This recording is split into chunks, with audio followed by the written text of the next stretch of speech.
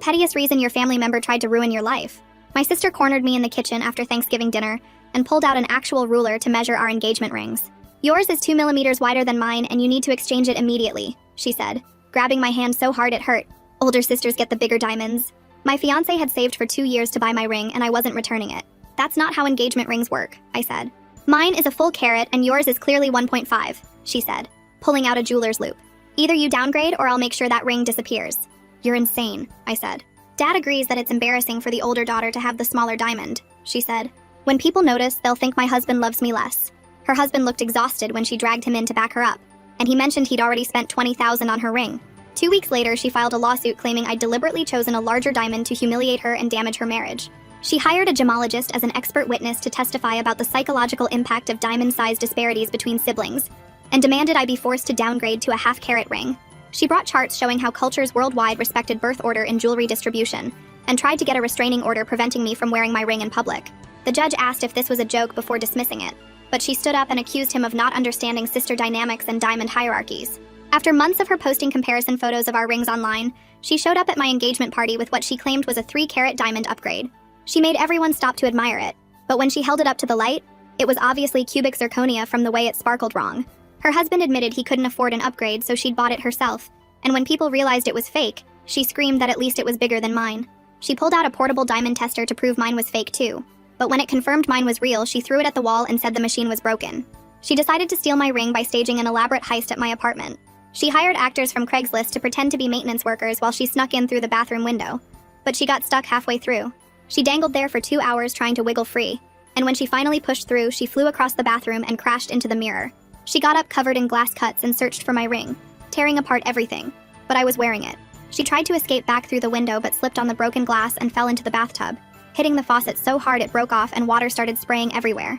She ran to shut off the water main but grabbed the gas valve instead and filled the apartment with fumes, then tried to call for help but dropped her phone in the toilet. She was so dizzy from the gas that she stumbled into my closet thinking it was the exit, and pulled the entire clothing rack down on herself, then crawled out and made it to the actual door, but it was locked from inside, and she'd forgotten how locks worked from the fumes. She finally broke down the door with my kitchen stool but used too much force and went flying down the stairs, bouncing off every step until she landed in the lobby fountain. The impact knocked out 3 teeth and broke her jaw, and when she tried to explain to the paramedics what happened, she couldn't talk properly, and they thought she was having a stroke. You destroyed my face because you had to have a bigger diamond, she mumbled through her wired jaw in the hospital. I'll never smile again because you're so materialistic. I wasn't even home when you broke into my apartment, I said, but my mom grabbed my wrist. Your sister has permanent dental damage because you couldn't let her have this one thing, she said, while my sister pointed at her missing teeth. Every time I looked at my ring now, all I could see was my sister's broken jaw and gaps where her teeth used to be. My family shared photos of her dental x-rays next to pictures of my ring, saying I valued carats over family. Her husband left her during the recovery because he couldn't handle the drama anymore, and everyone blamed me for destroying her marriage with my larger diamond. My parents tried to make me pay for her dental reconstruction since my selfish choice had driven her to this, and even my co-workers said it was cruel to keep wearing the ring after what happened. That's when I decided enough was enough. She wanted to be cruel. 2 could play that game.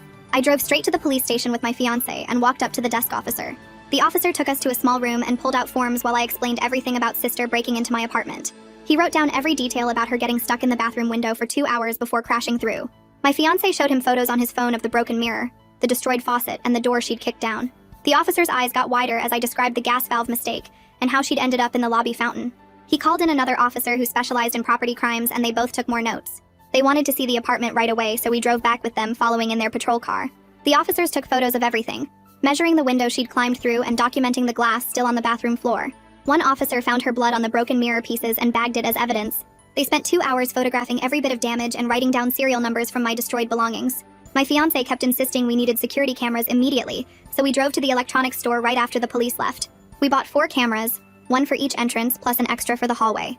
The store employee helped us pick ones that recorded to the cloud so sister couldn't just steal the footage. We spent the whole afternoon drilling holes and running cables through the walls. My fiancé tested each camera with his phone app, making sure they covered every angle. I changed all the locks too, even though sister never had keys, because I couldn't shake the feeling she'd try again. The locksmith installed deadbolts that couldn't be picked and gave us extra keys. My phone rang the next morning and the building manager's voice sounded stressed. He said the damage estimate from their contractor came to $8,000. My security deposit was only $1,500 and wouldn't cover even a quarter of the repairs. He needed the police report for insurance and warned me they might not cover intentional damage by a family member. I emailed him the case number and officer's contact information right away. My phone buzzed with a text from an unknown number, but I recognized sister's writing style immediately. She typed through her wired jaw asking why I was being so mean by calling the police on family. The message was full of typos from her broken jaw, making it hard to type properly. She said I was ruining her life over a stupid ring and begged me to drop everything. My fiancé saw the message and told me to screenshot it but not respond at all. He said we needed to document everything but not give her any ammunition. I saved the screenshot in a folder I'd started called Evidence on my computer. 3 days later, Dad's car pulled up outside our apartment and he started pounding on the door. He demanded I drop the charges because families don't send each other to jail. I showed him the photos on my phone of the destroyed bathroom and thousands in damage. He scrolled through them but just shook his head and said I should have given her my ring. None of this would have happened if you'd just been the bigger person, he said. He left after I refused to budge, slamming the door so hard the new cameras shook. I Googled attorneys who handled restraining orders and found Theodore Maynard's website. His office was downtown, and he specialized in family harassment cases. I called, and his secretary said sister's break-in definitely qualified for an emergency order. She scheduled us for the next week and told me to bring all my documentation. Theodore's email asked for copies of everything, so I spent hours organizing the police report and photos. Mom started calling my phone nonstop, so I blocked her number. She switched to calling my fiancé's phone instead, leaving long voicemails about destroying the family. She cried in one message saying sister could barely eat soup through her wired jaw. Your fiancé is selfish and you're enabling her cruelty, she told him. My fiancé played the messages for me and we saved them all to the evidence folder. Sister's husband sent me an email late one night with an apology for everything. He said he was filing for divorce and couldn't handle the drama anymore. Attached were screenshots of sister's texts from weeks before the break-in. She'd been planning it all along, even researching which window would be easiest to break through. The texts showed her hiring the fake maintenance workers from Craigslist as distractions. I forwarded everything to Theodore immediately, and he replied saying this was perfect evidence. My coworkers kept asking about the family drama because Mom had called my office. She'd tried to get through to me by telling the receptionist it was an emergency. HR called me in for a meeting after Mom's third call that week. I explained the situation and showed them the restraining order paperwork I'd started. They put a note in the system not to transfer any family calls to me. The insurance company called and said they'd assigned Aurélie Dubois as the investigator. She reviewed the police report and said sister's deliberate actions made things complicated. The policy might not cover intentional damage by someone I knew personally. Aurélie said she'd need to do a full investigation before they could approve any payment. My phone started buzzing with notifications that night while I was cleaning up broken glass from the bathroom floor. Sister had posted photos of her dental x-rays on Facebook, with a long story about how I'd caused her injuries. The post showed 3 missing teeth circled in red marker, and her swollen jaw from different angles. She tagged every family member and mutual friend we had, writing that I valued diamonds over family. Comments started pouring in from aunts and cousins saying they couldn't believe how cruel I'd become. My high school friends were messaging me, asking if the story was true about the ring. I scrolled through dozens of comments calling me heartless and selfish and materialistic. My hands shook as I took screenshots of everything before deactivating my Facebook account completely. Theodore called the next morning saying he'd filed all the paperwork for the restraining order. He'd included the police report, the break-in photos, and sister's social media harassment as evidence. The court scheduled our hearing for 2 weeks out, and I felt sick thinking about seeing her. Theodore said to keep documenting everything and not to respond to any family messages at all. That afternoon, my phone rang with a number I didn't recognize, but I answered anyway. It was Mariana Dubois, Aurélie's supervisor at the insurance company, calling about our claim personally. She said they'd reviewed everything and would cover the apartment repairs up to our policy limit. The best part was they'd go after sister directly to get their money back from her. She explained that since sister committed a crime, the insurance company could sue her for damages. I felt so relieved that someone finally saw this wasn't my fault at all. My dad's text came through while I was at work trying to focus on spreadsheets. He said sister needed $30,000 for dental reconstruction, and I should pay half. The text went on about family responsibility and how I'd driven her to desperation. I typed back that she broke into my apartment and caused her own injuries committing a crime. Then I blocked his number before he could respond with more guilt trips. That night, my fiancé sat me down at our kitchen table with wedding magazines. He suggested we move our wedding date up and keep the location completely secret. It hurt so much thinking about planning a wedding without my parents or sister there. But he was right that she'd definitely try to ruin our special day somehow. We started looking at small venues that could accommodate just his family and our friends. A week passed before sister somehow got my new work email address I'd just created. Her message was pages long, rambling about birth order and respect and family hierarchies. She said younger sisters had to defer to older ones in all major life decisions. The email mentioned ancient traditions and cultural norms that I'd supposedly violated with my ring. Theodore added the email to our evidence file immediately when I forwarded it. He said it showed she wasn't respecting boundaries even with criminal charges pending against her. The restraining order hearing day arrived faster than I expected, and I threw up that morning. Sister showed up to court with her jaw still wired shut, playing the victim perfectly. She wore a neck brace I knew she didn't need and walked with a cane. The judge reviewed all our evidence, including the break-in photos and her harassment messages. He looked at sister's criminal charges and her social media posts about me. After 20 minutes of reviewing everything, he granted a 2-year protective order effective immediately. Sister couldn't come within 500 feet of me or contact me in any way. She jumped up from her chair even with the wired jaw and started yelling. The words came out garbled, but everyone could understand she was saying I'd stolen her life. She pointed at her missing teeth and then at my engagement ring on my finger. The judge banged his gavel and warned her about contempt of court charges. Her lawyer grabbed her arm and told her to only speak through him from now on. Sister kept trying to talk, but the lawyer practically dragged her back to her seat. The judge made it clear that any violation would result in immediate jail time. Outside the courthouse, my mom was waiting by the doors with her arms crossed. She blocked my path and said I was heartless for getting a restraining order. "She's your sister," she kept saying over and over like that excused everything. My fiancé stepped between us, and Mom's face turned red with anger. She called him controlling and manipulative and said he'd turned me against my family. Security guards started walking over, so Mom backed away but kept yelling about family loyalty. 2 days later, Mom showed up at our apartment with an envelope in her hand. She said Sister wanted me to have this important document about medical expenses. I didn't touch the envelope, but my fiancé took it and opened it carefully. Inside was a letter from Sister demanding I pay all her dental bills immediately. The letter listed every procedure she needed with costs and payment deadlines highlighted in yellow. Theodore said this was a clear violation since Sister used Mom to contact me indirectly. He documented everything and said we could file for contempt if this continued at all. The violation meant Sister could face jail time for breaking the protective order already. My fiancé found Christian Larson's name through his company's employee assistance program and booked me an appointment for the next week. I walked into his office feeling stupid for needing therapy over engagement ring drama, but he immediately made me comfortable. He specialized in family trauma and boundary setting, which was exactly what I needed right now. During our first session, I told him everything from the Thanksgiving measuring to the break-in to the current violations. He listened without judgment, and then explained that Sister's behavior wasn't normal sibling rivalry, but actual harassment and abuse. He helped me see that I didn't cause any of this by having a bigger ring. Sister made her own choices to break into my apartment and hurt herself in the process. The criminal case started moving forward the next week with the prosecutor charging Sister with breaking and entering plus property destruction. Her public defender tried to argue that emotional distress over the rings made her temporarily lose her mind. The prosecutor showed the judge all the planning evidence, including the Craigslist ads for fake maintenance workers. He said premeditation proved she knew exactly what she was doing when she climbed through my window. The judge agreed and set a trial date for 3 months out unless Sister wanted to plead bargain. Orally from the insurance company called me with good news about recovering money from Sister's assets. They'd managed to get $5,000, which wasn't everything, but definitely helped with the repair costs. She said Sister had fought the asset seizure, but the court sided with the insurance company. The money would be in my account within 2 weeks to help cover what I'd already paid. Sister's ex-husband kept finding more evidence and sending it to Theodore for our cases. He found receipts showing Sister bought glass cutters and lockpicks the week before the break-in. There were also text messages between Sister and the actors discussing the fake maintenance plan. Theodore added everything to both the criminal case and our civil lawsuit for damages. Dad showed up at my fiancé's parents' house on a Saturday morning, demanding they make me drop the charges. His mom answered the door and listened politely while Dad ranted about family loyalty and forgiveness. His dad came to the door and firmly told my dad to leave their property immediately. When Dad kept arguing, they said they were proud of me for standing up for myself. Dad drove away angry, but at least my future in-laws supported me completely in this mess. Sister's trial date got moved up when she decided to plead guilty to reduce charges. She got 2 years probation and mandatory therapy sessions, plus full restitution for the apartment damage. The judge made it clear that any violation of probation would mean immediate jail time.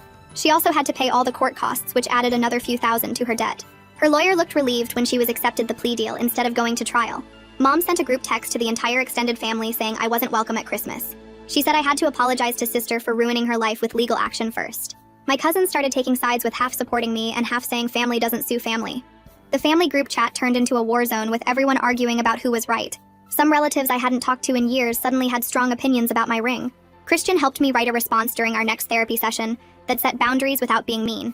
I explained that I'd have relationships with anyone who respected my boundaries and treated me with respect, but I wouldn't tolerate harassment or abuse from anyone regardless of blood relation.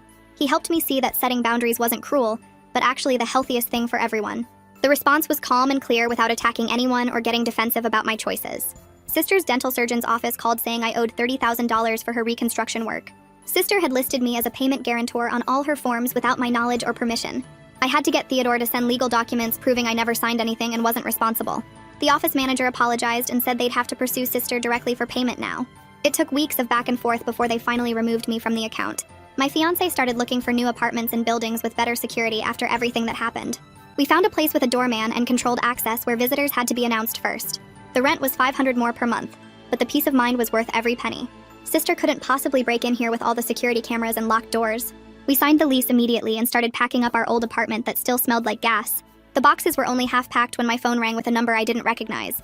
And when I answered, a woman named Nadia from Sister's dental office explained that Sister had been calling them 20 times a day, demanding different payment plans and screaming at the staff when they wouldn't give her credit. Nadia asked if our restraining order covered their office since Sister kept threatening to show up in person.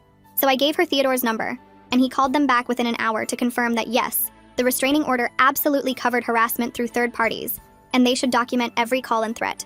The dental office started recording all her calls after that, and Nadia sent me copies of the voicemails where sister ranted about how I should be paying since I caused her injuries, which Theodore added to our growing file of restraining order violations. 3 months passed with us settling into the new secure apartment, and I was checking my work email when Dad's message popped up saying sister's divorce was final, and she had to move back in with them because she couldn't afford her own place anymore. He wrote that this was entirely my fault for not just switching rings when she first asked, and now they had to support a 35-year-old daughter with no job, no husband, and dental bills that would take years to pay off. I deleted the email without responding and focused on my work presentation instead, which must have impressed my boss because she called me into her office that afternoon to offer me a promotion with a $20,000 raise. She mentioned how professionally I'd handled all the family drama without letting it affect my work, and the extra money would definitely help cover the thousands in legal fees I'd been paying Theodore every month. The promotion announcement went out to the whole company, and I was finally feeling good about something when our wedding venue called my fiancé's phone, asking about the cancellation requests they'd received. My fiancé put them on speaker, and they explained someone claiming to be me had called trying to cancel everything. But thankfully, we'd set up a password system after sister's other attempts, so they knew it was fake and documented the whole thing, including the phone number it came from. Theodore filed contempt charges the next day using the venue's documentation, plus all the other violations we'd been tracking. And the judge was so fed up with sister's behavior that he sentenced her to 30 days in jail with no possibility of early release. Mom called me sobbing that night, saying I was ruining sister's life over jewelry, that 30 days in jail would destroy her mentally, and asking how I could be so heartless to my own family. I hung up when she started comparing me to criminals and blocked her number too, then spent the weekend with my fiancé planning our wedding in peace for the first time since this whole mess started. We booked everything under his name only, and gave all the vendors recent photos of sister with strict instructions to call police if she showed up, and we even hired security for the ceremony just to be safe. During my next session with Christian, I broke down crying about the guilt I felt over sister going to jail, even though logically I knew she'd done this to herself. Christian reminded me that I didn't force her through my bathroom window or make her violate the restraining order repeatedly, and that consequences for actions weren't cruelty, but actually the only way she might learn to stop. He helped me work through the difference between being responsible for someone else's choices and protecting myself from harassment, and by the end of the session, I felt steadier about everything. 23 days into her sentence, sister got released early for good behavior, but had to wear an ankle monitor for 6 months as part of her probation terms. She immediately posted online about being a victim of the justice system, and how her own sister had her locked up over a piece of carbon. But most of the comments called her out for breaking into my apartment, and she deleted the posts within hours. My fiancé's parents called that weekend offering to host our wedding at their estate instead of the venue, saying it would be more secure and private with their gated property, and they wanted us to feel safe on our special day. It would be smaller than we originally planned with only 50 guests instead of 200, but we'd be surrounded by people who actually supported our marriage instead of drama and family taking sides. I was addressing invitations with my fiancé's mom when Dad's email came through with just 2 sentences saying he was disappointed in the daughter I'd become and that Mom wouldn't be attending any wedding that sister couldn't attend. I forwarded it straight to Christian without even reading it twice, and during our session we worked through why I'd spent so many years seeking approval from parents who only valued me when I put sister first, and how their disappointment was really about losing control over me rather than anything I'd actually done wrong. The week before our wedding, sister's ankle monitor got removed, and she drove straight to our apartment complex that same afternoon. Our security cameras caught her circling the building 3 times before parking across the street and just sitting there watching our windows for over an hour. My fiancé called the police while I watched her on the camera app, and when the cops pulled up, she tried to drive away, but they blocked her in. She rolled down her window and told them she was just visiting a friend, but they ran her plates and saw the protective order in the system. Theodore called me 20 minutes later saying she'd been arrested for violating the restraining order, and this time the judge wasn't playing around. At her hearing the next morning, the prosecutor showed the security footage plus records of her driving by 4 other times that week we hadn't even noticed. The judge sentenced her to 6 months with no chance of early release this time, and she screamed in court that I was stealing her life. Mom called that night saying she couldn't come to my wedding if sister was locked up because of me, and Dad sent a text saying the same thing. It hurt, but I wasn't surprised anymore, and my fiancé held me while I deleted their messages without responding. Our wedding day came 3 weeks later, and his family filled both sides of the small chapel we'd booked. His mom walked me down the aisle wearing the corsage I'd bought for my own mother, and his dad sat in the front row where mine should have been. The ceremony was beautiful with just 50 people who actually cared about us, and nobody mentioned the missing family or empty chairs. My new mother-in-law had decorated everything in soft pink and white roses, and she'd even hired a photographer to capture every moment. During our honeymoon in Hawaii, we got an email from Theodore saying sister had been moved to the psychiatric wing of the jail. The guards found her drawing hundreds of ring sketches on her cell walls with a pencil she'd hidden, covering every inch with different diamond shapes and sizes. She'd been writing my name under the smaller ones and hers under the bigger ones over and over until they had to put her on medication. We tried not to think about it and spent the rest of our trip swimming and eating fresh fish and watching sunsets from our hotel balcony. When we got home 2 weeks later, there was a for sale sign in front of my parents' house. The realtor told us they needed the money for sister's legal bills and medical costs, and they'd already accepted an offer below asking price. I drove by one last time and saw Mom packing boxes in the garage, but when she looked up and saw my car, she turned away and went inside. 6 months after sister first broke into my apartment, Orly called to say the insurance case was officially closed. They'd recovered what they could from sister's accounts, and her future wages would be garnished once she got a job, though who knew when that would be. The apartment complex had been fully reimbursed for the damage, and our rental insurance had covered our personal items, so at least financially we were whole again. Christian and I decided to reduce our sessions to once a month since I was doing so much better. I could wear my ring without feeling guilty, and I'd stopped checking the security cameras every 5 minutes expecting to see sister. He said I'd made incredible progress accepting that my family's choices weren't my fault or my responsibility to fix. When sister got released 8 months after the wedding, she went straight to a halfway house since our parents had sold the house and moved to a small apartment. Her lawyer sent me a letter she'd written saying she forgave me for everything I'd done to her, completely missing the irony that she was in jail for breaking into my apartment. I showed it to Christian at our next session, and we both actually laughed at how she still didn't get it. My husband's parents threw us a reception at their country club since we'd missed having a real party after our small ceremony. His mom gave a speech about how family isn't about blood, but about who shows up for you, and everyone raised their glasses while I tried not to cry. They'd invited all their friends and my husband's co-workers, and it felt like the wedding reception we should have had. About a year after everything started, I was buying groceries when someone called my name by the produce section. It was sister's ex-husband looking healthier than I'd ever seen him, picking out apples with a woman who was clearly his new girlfriend. He thanked me for standing up to sister because watching me do it gave him the courage to finally leave. He said he'd been trapped in that marriage for years, afraid of her reactions if he tried to get out, but seeing someone else refuse to give in to her demands showed him it was possible. His new girlfriend seemed nice and normal, and she said she'd heard so much about me and thought I was brave for protecting myself. They invited us to dinner sometime, but we all knew that would be too weird and just smiled and said maybe. I left the store feeling strange but validated, knowing that at least one good thing had come from all this mess. 3 weeks later, Mom's number showed up on my phone while I was making dinner, and I almost dropped the knife I was holding. She left a voicemail asking if we could meet for coffee without Dad or sister knowing because she missed me and wanted to understand what happened. I played it for Christian at our next session, and he helped me write a response saying I needed more time before any contact. Mom texted back that she understood but hoped I'd change my mind soon, and I blocked her number because seeing her messages made my chest tight. 2 months after that, I was sitting on the bathroom floor staring at 3 positive pregnancy tests lined up on the counter. My husband found me there 20 minutes later and sat down next to me, both of us looking at those pink lines that changed everything. He said maybe we shouldn't tell my family yet, since they'd probably find a way to ruin this too. And even though it hurt knowing my parents wouldn't know about their grandchild, I knew he was right. We told his parents that weekend, and his mom cried happy tears while his dad started planning which room would be the nursery when we visited. Sister finished her probation around the same time and posted on social media that she was moving to Colorado for a fresh start and new opportunities. She shared photos of her new apartment and job at a dental office, talking about recovery and growth but never mentioning breaking into my apartment or losing teeth or anything real. People commented how brave she was for starting over, and I had to stop looking because it made me want to scream at my laptop. My husband got promoted to senior manager the next month with a huge raise and better benefits. We spent weekends looking at houses in safe neighborhoods with good schools and security systems already installed. We found a perfect place with a gated entry and cameras everywhere, and a master bedroom with a built-in safe where I could lock my ring at night. The previous owners were moving overseas and needed a quick sale, so we got it for less than asking price and moved in before my second trimester started. On my birthday, a card showed up with no return address, just Dad's handwriting inside saying disappointed under the generic birthday message. My husband grabbed it before I could read it again and tore it into pieces, reminding me that I didn't need that negativity while growing our baby. We spent my birthday at his parents' house instead, where they made my favorite cake and gave me baby clothes they'd been secretly buying. 6 months passed and my belly grew rounder while we painted the nursery soft yellow and assembled the crib. I was grocery shopping one afternoon when I saw someone with the same hair as sister reaching for yogurt in the dairy section.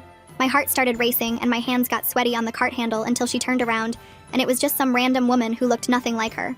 I had to sit in my car for 10 minutes before I could drive home, realizing I was still scared even 2 years after the break-in.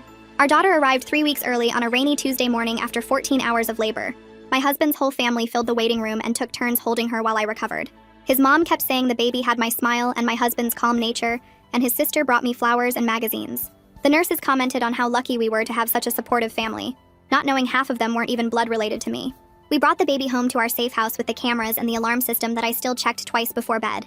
She slept in a bassinet next to our bed where I could see her breathing in the nightlight glow. My husband would bring her to me for night feedings and rub my back while I nursed, both of us exhausted but happy in our little bubble. His parents came over every few days with casseroles and offers to babysit, so we could shower or nap. They never asked about my family or why they weren't involved, just stepped in and filled those empty spaces without making me feel bad about it. One night I was sitting in the nursery rocking the baby when I looked down at my ring, catching the light from the moon outside. The diamond that started everything sparkled on my finger while I held this tiny person we'd made together. This ring wasn't just about the 2 years my husband saved anymore, or the carrot size that drove my sister crazy.